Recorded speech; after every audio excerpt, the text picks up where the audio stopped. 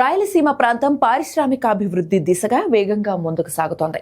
భారీ స్థాయిలో కొత్త పెట్టుబడులు ఈ ప్రాంతం వైపు వస్తుండటం విశేషంగా మారింది.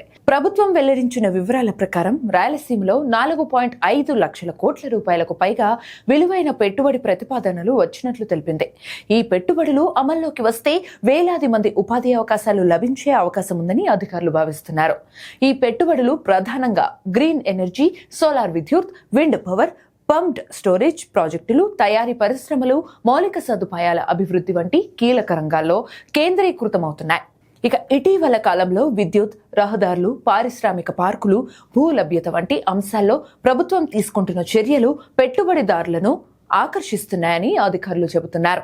ముఖ్యంగా పునరుత్పాదక ఇంధన రంగంలో రాయలసీమకు అనుకూలమైన వాతావరణం ఉండటంతో అనేక సంస్థలు ఆసక్తి చూపుతున్నాయి. ఈ ప్రాజెక్టులు పూర్తి స్థాయిలో అమలైతే స్థానిక యువతకు ఉపాధి అవకాశాలు పెరగడంతో పాటు అనుబంధ పరిశ్రమలు కూడా అభివృద్ధి చెందే అవకాశం ఉంది. చిన్న మధ్య తరహా వ్యాపారాలకు కూడా కొత్త అవకాశాలు ఏర్పడతాయని నిపుణులు అభిప్రాయపడుతున్నారు.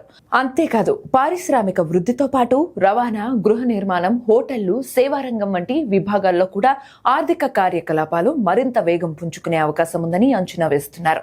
అయితే ప్రతిపాదించిన పెట్టుబడులన్నీ దశల వారీగా అమల్లోకి రావాల్సి ఉంటుంది.